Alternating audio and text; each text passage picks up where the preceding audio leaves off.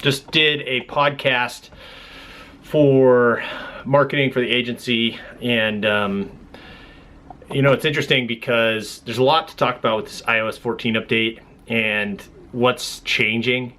Most people have lost ROAS on Facebook. The attributed revenue is simply not the same. And the people that are making it through are the ones that are analyzing their business differently. You've got to be able to patchwork your reports together better.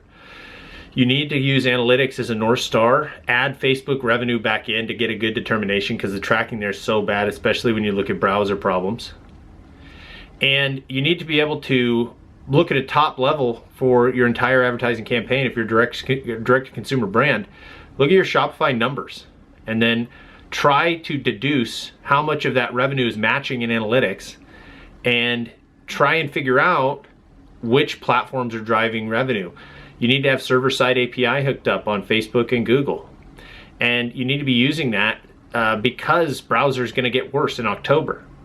And I think that for us, the people that we're seeing feel frustrated still are the ones that aren't being communicated with about how to analyze their data, how to look at their numbers, and how to make determinations about what's working and what's not. Because it's going to get worse. It's going to continue to get worse. The attribution reporting is going to continue to get worse. You got to look at your total advertising cost of sales, your customer acquisition costs for new customers across all omni-channel. That includes Amazon. If you're spending on Amazon, you're spending on Facebook and Google. Look at everything.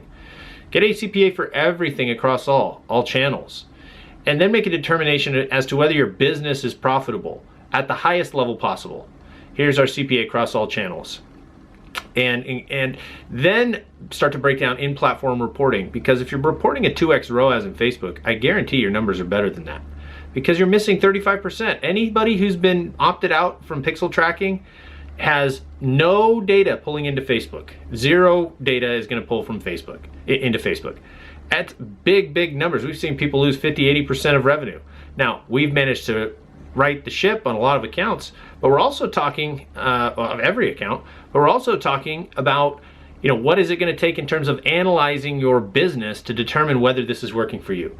We did a study for existing clients that showed Facebook spend, Facebook attributed revenue, and then Shopify revenue.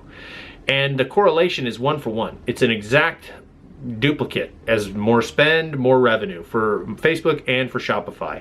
And what happened over the last couple months is that gap between Facebook revenue and Shopify revenue widened. And now there's still a gap, but it's still 1-for-1, just the gap's bigger because it's reporting less revenue, but that doesn't necessarily mean it's driving less revenue. So we know that you know, it takes more than one visit typically to convert customers, a 2% conversion rate, first-time visitors, right?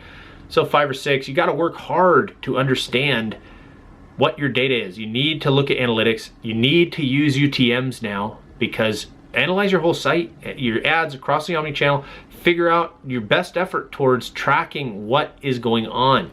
The days of just placing the pixel on site or having the automated setup activated and then wiping your hands and walking away are gone.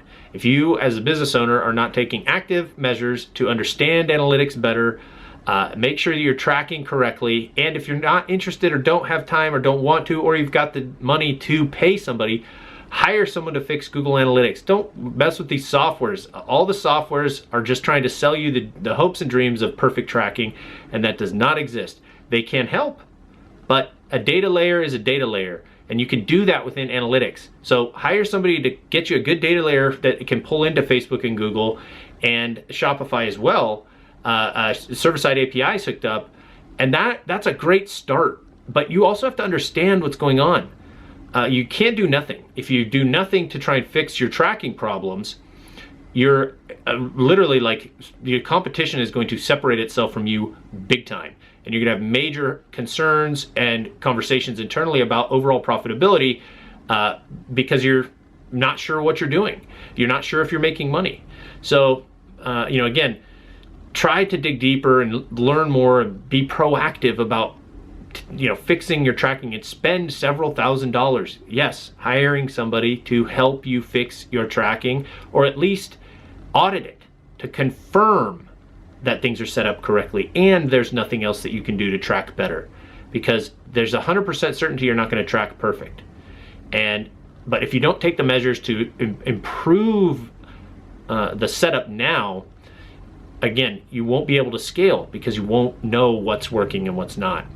And that's going to be really important as we head into the next few months, as October and September have more changes for browser pixel tracking, and then iOS 15 for email.